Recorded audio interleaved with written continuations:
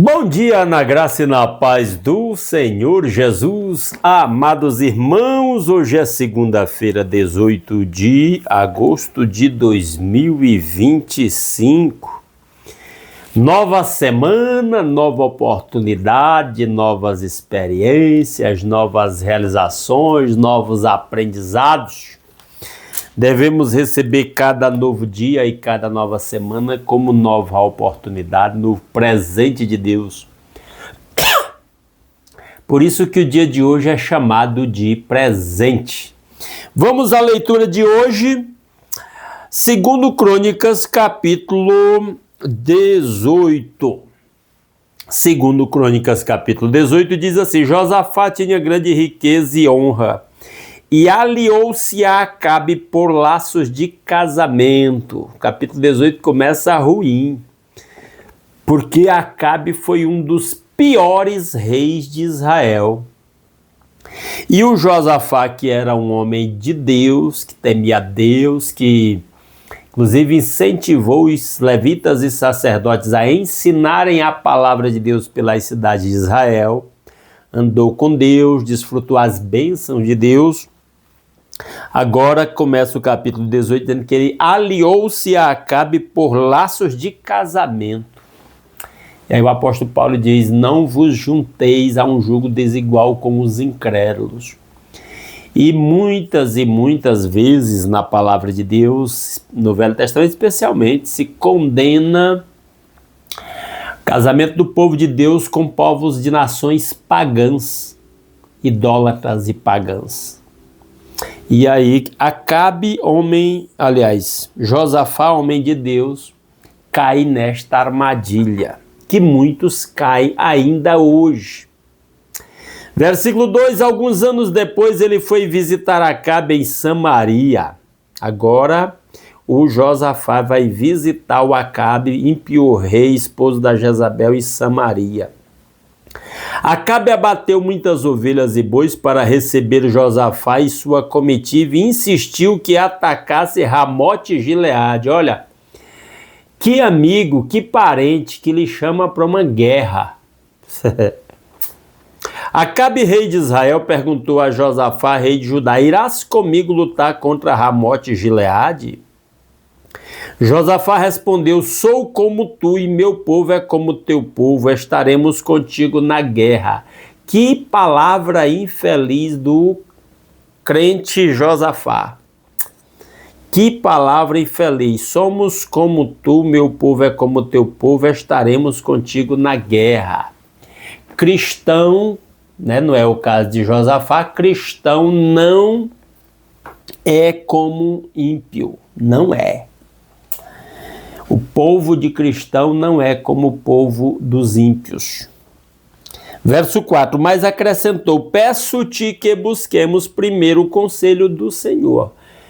Ele ainda era temente a Deus e, apesar dessa aliança lastimável que ele fez aí com Acabe, mas ele quer saber a opinião de Deus. Será que o Josafá pensava em Deus livrá-lo, mesmo ele se associando a um rei ímpio? Então o rei de Israel reuniu 400 profetas e lhes perguntou: devemos ir à guerra contra Ramote e Gileade ou não? Eles responderam: sim, pois Deus a entregará nas mãos do rei. 400 falsos profetas, sustentado pelo Acabe, ímpio rei Acabe, casado com a ímpia rainha Jezabel. O texto não diz aqui, mas já disse lá em Reis, né? Josafá, porém, perguntou: não existe aqui mais nenhum profeta do Senhor a quem possamos consultar? Porque esses 400 profetas aqui eram profetas de deuses falsos. E o Josafá quer que se consulte um profeta do Deus verdadeiro. O rei de Israel respondeu a Josafá: ainda há um homem por meio de quem podemos consultar o Senhor, porém eu o odeio, porque nunca profetiza coisas boas a meu respeito, mas sempre coisas ruins. É Micaías, filho de Imlá. Talvez o Acabe pensasse como muitos pensam ainda hoje, que é o que o profeta diz que vai acontecer e não o que Deus diz que o profeta tem que dizer. Isso é uma armadilha que inclusive acontece no meio cristão evangélico atual. A chamada confissão positiva de que a palavra do profeta tem poder. Quando na Bíblia a palavra do profeta tem que ser a palavra de Deus, porque a palavra de Deus tem poder. É bem diferente. Aí continua. Versículo 4. Mas, peraí, pulei lugar, todo lugar errado. Versículo 4 não. Final do versículo 7. O rei não deveria dizer isso. Josafá respondeu. Fala assim, não, rei Acabe. Mas o Acabe não tinha que dizer outra coisa mesmo, porque ele cria nisso. Ele era ímpio, ele não temia a Deus. Então o rei de Israel chamou um dos seus oficiais e disse, traga imediatamente Micaías, filho de Imlá. Vai lá, chama o profeta do Senhor. Usando vestes reais, o rei de Israel e Josafá, rei de Judá, estavam sentados em seus tronos na eira, junto à porta de Samaria, e todos os profetas estavam profetizando em transe diante dele. Aqueles falsos profetas estavam lá em transe, fazendo o seu espetáculo.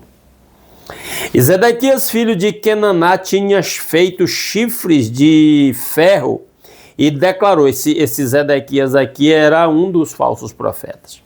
Assim diz o Senhor, falando em nome do Deus de Israel, com estes chifres tu ferirás os arameus até que sejam destruídos, profetizando vitória para o rei Acabe. Todos os outros profetas estavam profetizando a mesma coisa, dizendo, ataca Ramote Gileade, e serás vitorioso, pois o Senhor a entregará nas mãos do rei, falando em nome do Deus verdadeiro. Essa palavra Senhor com letras maiúsculas é o nome sagrado de Yahvé. Eles eram falsos profetas de deuses falsos, mas agora, já que o Josafá queria uma palavra de Deus, esses usurpadores ousam, atrevem-se a falar em nome do Deus verdadeiro. Versículo 12. O mensageiro que tinha ido chamar Micaías lhe disse, vê, todos os outros profetas estão predizendo que o rei terá sucesso. Tua palavra também deve ser favorável. Olha lá, ó.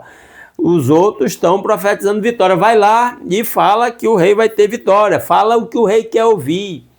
E assim estamos hoje. Muita gente contratando pregadores que falam coisas agradáveis que elas querem ouvir, mesmo que isso não esteja adequadamente fundamentado na palavra de Deus.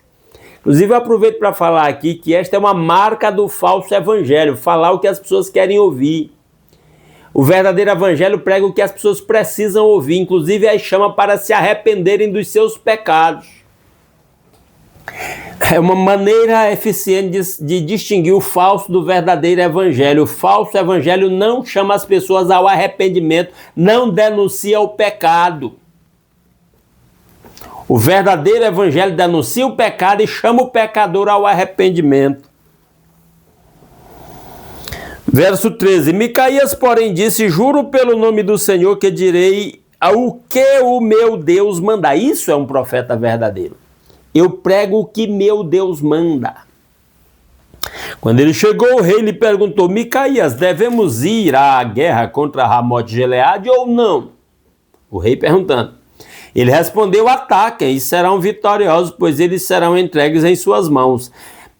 O texto não expressa, porque texto escrito não expressa expressão, né? Facial e gestual, vamos dizer assim. Mas é óbvio que o Micaías aqui está sendo sarcástico, dizendo, vai lá, tu vai ser muito vitorioso. O rei lhe disse, quantas vezes devo fazer-te jurar que me irás dizer somente a verdade em nome do Senhor? Então o rei meio que conjura o profeta, porque percebeu que ele estava sendo sarcástico. Então Micaías respondeu, vi todo Israel espalhado pelas colinas como ovelhas sem pastor. E ouvi o Senhor dizer, estes não têm dono, cada um volte para casa em paz. ela anunciando a morte do próprio rei, porque estava dizendo o povo vai ficar sem liderança, sem pastor. Aqui ele chama de dono, né? Aquele que vai à frente. O rei de Israel disse a Josafá: não disse a você que ele nunca profetiza nada de bom a meu respeito, mas apenas coisas ruins? Ele diz: olha, ó, tá vendo? Mas o problema não era o Micaías, o problema era o rei, que estava, como todos os reis de Israel, não estava submisso ao Deus verdadeiro. Verso 18.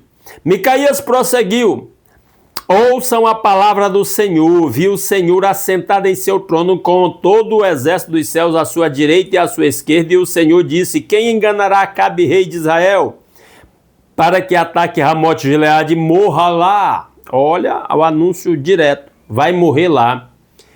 E um sugere uma coisa, outro sugere a outra, até que finalmente um espírito colocou-se diante do Senhor e disse: eu enganarei. De que maneira? Perguntou o Senhor. Ele respondeu: irei e serei um espírito mentiroso na boca de todos os profetas do rei. Disse o Senhor: você conseguirá enganá-lo, vai e engane-o. O Micaías está dizendo: esses teus profetas estão enganados e estão te enganando. E o Senhor pôs um espírito mentiroso na boca destes seus profetas. O Senhor decretou a sua desgraça. É a mensagem do Micaías. Então Zedequias, o que tinha feito lá os chifres de ferro, né, para encenar a sua profecia, filho de Kenaná, aproximou-se, deu um tapa no rosto de Micaías e perguntou: por qual caminho foi o Espírito da parte do Senhor quando saiu de mim para falar a você? Dá desafio aí para fazer média com o rei. Micaías respondeu: você descobrirá no dia em que estiver se escondendo de quarto em quarto. Se estiver fugindo do ataque na guerra, se escondendo de quarto em quarto, você vai entender quando foi que o Espírito do Senhor passou de ti e chegou para falar comigo. É o que o Micaías responde. O rei de Israel então ordenou: enviem Micaías de volta a Amon, o governador da cidade, e a Joás, filho do rei. E digam que assim diz o rei: ponham este homem na prisão a pão e água até que eu volte em segurança. Vai ficar preso aí, Micaías, até eu voltar em segurança. Às vezes, a fidelidade ao Senhor tem um preço. E muitos não estão dispostos a pagar. Preferem ficar bajulando um rei ímpio. Micaías declarou: se você de fato voltar em segurança, o Senhor não falou por meu intermédio, e acrescentou: ouçam o que eu estou dizendo todos vocês. Então ele disse: se tu voltar em paz, pode saber que Deus não falou por meu intermédio. Então o rei de Israel e Josafá, rei de Judá, foram atacar Ramote-Gileade.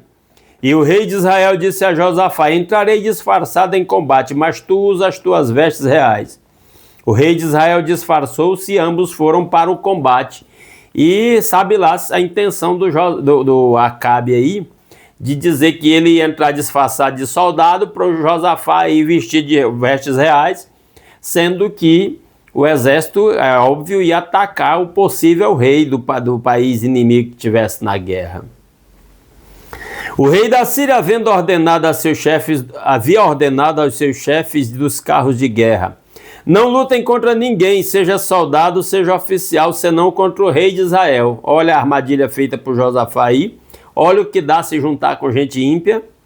Quando os chefes dos carros viram Josafá, pensaram: é o rei de Israel, e o cercaram para atacá-lo. Mas Josafá clamou e o Senhor o ajudou. Deus os afastou dele, pois quando os comandantes dos carros viram que não era o rei de Israel, deixaram de persegui-lo. Então, em dado momento, lá por um livramento divino, segundo o cronista, Deus livra o Josafá aí do ataque. Eles percebem que não é o rei de Israel. De repente, um soldado disparou seu arco ao acaso e atingiu o rei de Israel entre os encaixes da sua armadura. Então o rei disse ao condutor do seu carro: tire-me do combate, fui ferido. O rei, que estava lá no meio do exército disfarçado de soldado, foi atingido por uma flecha atirada a esmo. A batalha foi violenta durante todo o dia, e assim o rei de Israel teve que enfrentar os arameus em pé no seu carro até a tarde, e ao pôr do sol ele morreu. E assim morre o ímpio rei Acabe de Judá, que entra nessa história aqui só para mostrar a besteira que o Josafá, rei de Israel, está fazendo. Que Deus aplique a sua palavra aos nossos corações, que vigiemos e oremos para não cair na tentação de fazer acordo com gente ímpia, porque pessoas ímpias não têm a bênção de Deus sobre a sua vida. Que possamos perseverar em continuar servindo ao Senhor.